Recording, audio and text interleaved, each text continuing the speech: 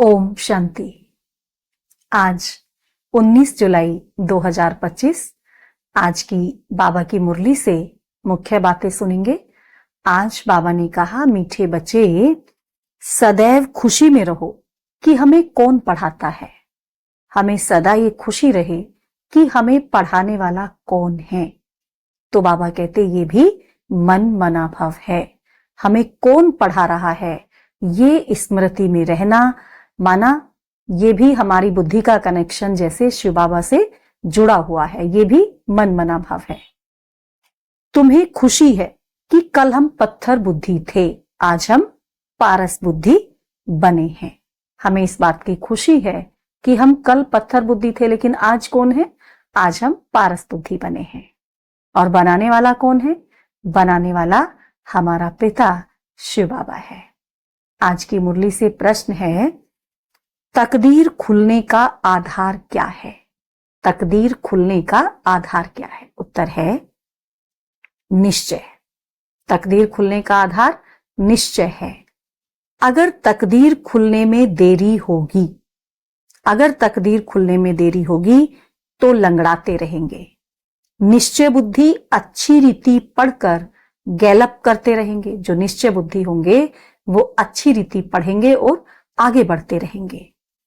कोई भी बात में संशय है तो पीछे रह जाएंगे। अगर हमारा किसी भी बात में संशय, किसी भी बात में अगर संशय बुद्धि बनते हैं तो जरूर हम पीछे रह जाएंगे। तो निश्चय बुद्धि बन अपनी बुद्धि को बाप तरफ दौड़ाते रहो। हमें क्या करना है? निश्चय बुद्धि बनना है। निश्चय बुद्धि बनकर अपनी बुद्धि को बाबा की तरफ दौड़ाते रहना है। वह सतो प्रधान बन जाते हैं। जो अपनी बुद्धि को बाप की तरफ दौड़ाते हैं, निश्चय बुद्धि रहते हैं, वह सतो प्रधान बन जाते हैं। आज की मुरली से धारणाएं हैं। पहला पॉइंट है, इसी डबल खुशी में रहना है। कौन सी डबल खुशी में? कि अब मुसाफिरी पूरी हुई, अब हमारा सफर पूरा होता है। हमें सदा इस खुशी में रहना है। पहले हम अपने घर शांति धाम में जाएंगे। पहले कहां जाएंगे? घर जाएंगे शांति धाम में, जो हमारा असली घर है। वहां से फिर अपनी राजधानी में आएंगे। तो हम राजधानी में कैसे जाएंगे? वाया शांति धाम हम राजधानी में आएंगे।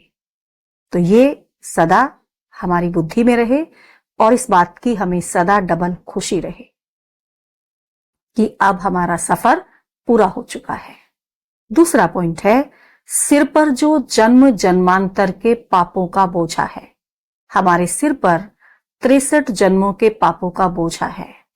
और उससे भी ज्यादा जब हम ब्राह्मण बनते हैं और उसके बाद जो हमसे कोई विकर्म हो जाते हैं, वो और भी बोझा चढ़ता है। तो सिर पर जो जन्म जन्मांतर के पापों का बोझा है, उसे भस्म करना है। देह अभिमान में आकर कोई भी विकर्म नहीं करना है। देह अभिमान में आकर अब इस समय कोई भी विकर्म नहीं करना। अगर अब भी विकर्म करेंगे तो उसको कैसे विनाश करेंगे? उस बोझ को कब उतारेंगे? तो इसलिए अटेंशन रखनी है कि हमसे देह अभिमान में आकर कोई भी विकर्म ना हो जाए। आज बाबा ने वरदान दिया है, श्रेष्ठ संकल्पों के सहयोग द्वारा, श्रेष्ठ संकल्पों के सहयोग द्वारा सर्व में शक्ति भरने वाले शक्तिशाली आत्मा भव। श्रेष्ठ संकल्पों के सहयोग द्वारा सर्व में शक्ति भरने वाले शक्तिशाली आत्मा भव। सदा शक्तिशाली भव का वरदान प्राप्त कर सर्व आत्माओं में श्रेष्ठ संकल्पों द्वारा बल भरो। बाबा से कौन सा वरदान लेना है? सदा शक्तिशाली भव का। बाबा ने हमें वरदान दिया सदा शक्तिशाली भव। तो हमें क्या करना है? बाबा से वरदान लेकर हमें सर्व में शक्ति भरनी है अपने श्रेष्ठ संकल्पों के द्वारा। जैसे आजकल सूर्य की शक्ति जमा करके, आजकल क्या करते हैं? सूर्य की शक्ति को जमा करते हैं। जैसे सौर ऊर्जा का दिखाते हैं ना, आजकल तो कितना यूज हो रहा है। तो जैसे आजकल सूर्य की शक्ति जमा कर कई कार्य सफल करते हैं। ऐसे श्रेष्ठ संकल्पों की शक्ति, ऐसी हमको श्रेष्ठ संकल्पों की शक्ति इतनी जमा करनी है जो औरों के संकल्पों में बल भर दो। हम क्या करें, हम अपने अंदर श्रेष्ठ संकल्पों की शक्ति को इतनी जमा करें कि जो दूसरों के संकल्पों में भी हमारे संकल्पों से बल भर जाए। यह संकल्प इंजेक्शन का काम करते हैं। जैसे इंजेक्शन लगता है तुरंत कार्य करता है, तो ऐसे ये श्रेष्ठ संकल्प भी इंजेक्शन का काम करते हैं। इससे अंदर वृत्ति में शक्ति आ जाती है।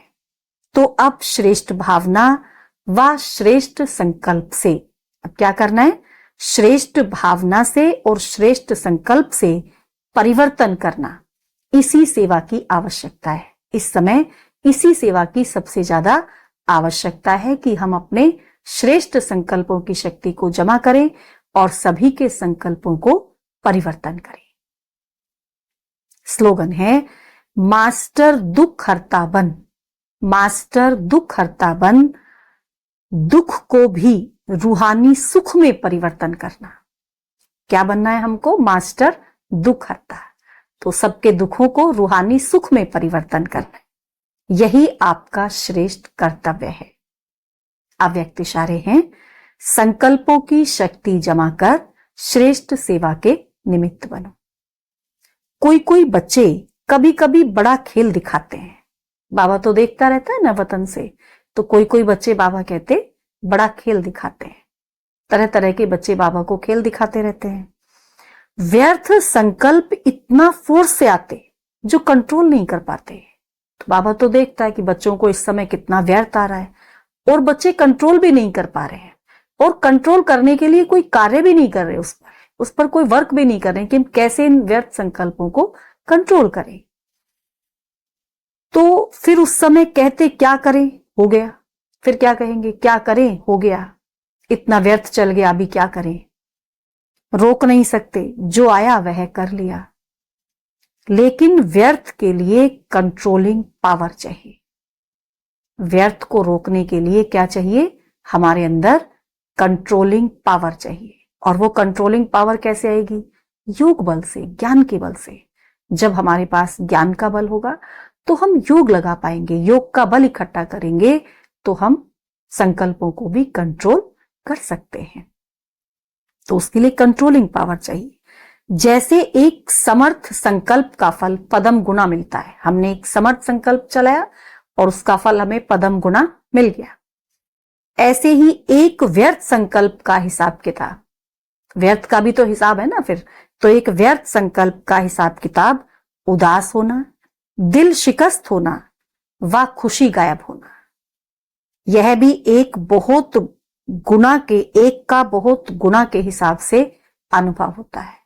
हमने व्यर्थ चलाया तो उसका भी हमें फल मिलेगा, समर्थ चलाया उसका भी मिलेगा। तो समर्थ का अगर पदम गुना मिल रहा है तो व्यर्थ का कितना मिलेगा, व्यर्थ का भी तो वैसे ही मिलेगा ना। तो व्यर्थ संकल्प चलाना मतलब हमारा एक का बहुत गुना के हिसाब से फिर हमें अनुभव होता है।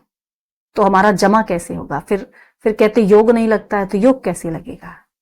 तो इसलिए इन चीजों पर अटेंशन रखनी है और सदा ही अपने संकल्पों पर ध्यान देना है, सदा समर्थ और श्रेष्ठ संकल्प चलाने हैं, व्यर्थ संकल्प नहीं चलाने।